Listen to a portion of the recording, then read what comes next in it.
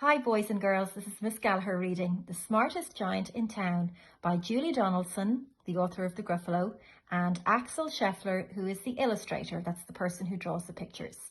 So let's look at the back and see the blurb, and that tells us what to expect in the book. George wished he wasn't the scruffiest giant in town. So one day, when he sees a new shop selling giant-sized clothes, he decides it's time for a new look. With smart trousers, a smart shirt, stripy tie and shiny shoes, George is a new giant.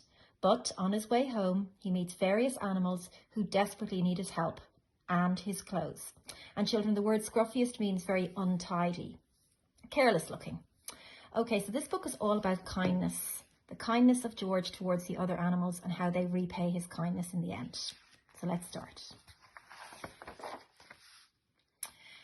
George was a giant, the scruffiest giant in town. He always wore the same pair of old brown sandals and the same old patched up gown.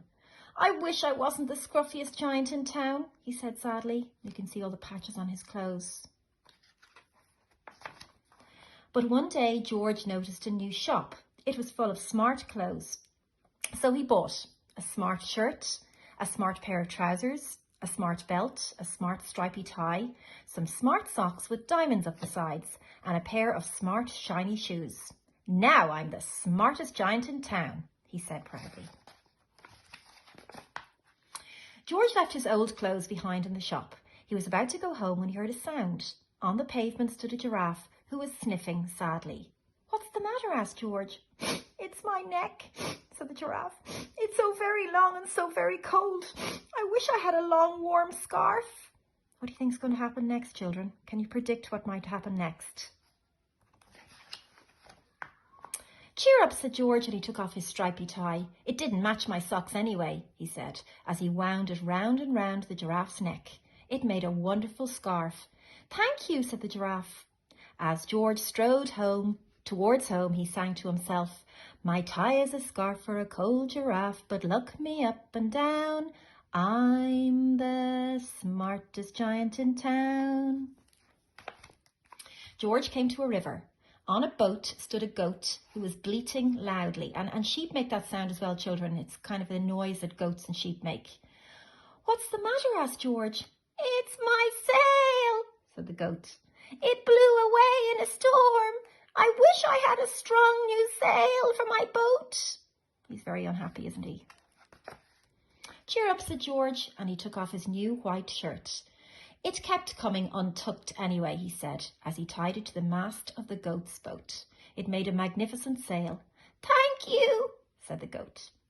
George strode on, singing to himself, "My tie is a scarf for a cold giraffe, my shirt's on a boat as a sail for a goat, but look me up and down, I'm the smartest giant in town." George came to a tiny ruined house. That means destroyed, children. Look at it there. Beside the house stood a white mouse with lots of baby mice. They were all squeaking. "What's the matter?" asked George. "It's our house," squeaked the mother mouse. "It burned down and now we have nowhere to live. I wish we had a nice new house." Look at them all, the family. "Cheer up," said George, and he took off one of his shiny shoes. "It was giving me blisters anyway," he said, as the mouse and her babies scrambled inside. The shoe made a perfect home for them. "Thank you," they squeaked. George had to hop along the road now, but he didn't mind. As he hopped, he sang to himself, "My tie is a scarf for a cold giraffe, my shirt's on a boat as a sail for a goat, my shoe is a house for a little white mouse, but look me up and down, I'm the smartest giant in town." You don't think he's a very good singer like Miss Gallagher either. Look at the children who got their hands up to their ears. George came to a campsite. Beside the tent stood a fox who was crying. "What's the matter?" asked George. "It's my sleeping bag," said the fox. "I dropped it in a puddle. I wish I had a warm, dry sleeping bag."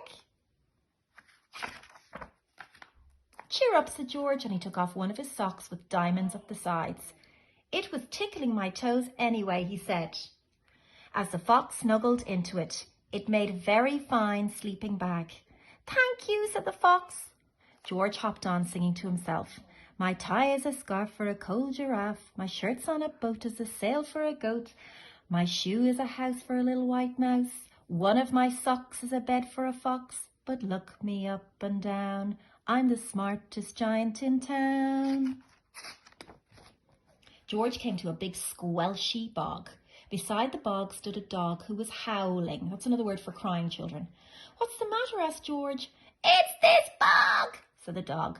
I need to get across, but I keep getting stuck in the mud. I wish there was a safe, dry path.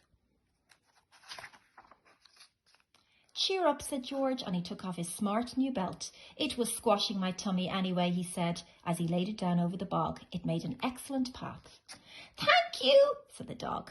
The wind started to blow, but George didn't mind. He hopped on, singing to himself. My tie is a scarf for a cold giraffe. My shirt's on a boat as a sail for a goat. My shoe is a house for a little white mouse. One of my socks is a bed for a fox. My belt helped a dog who was crossing a bog. But my trousers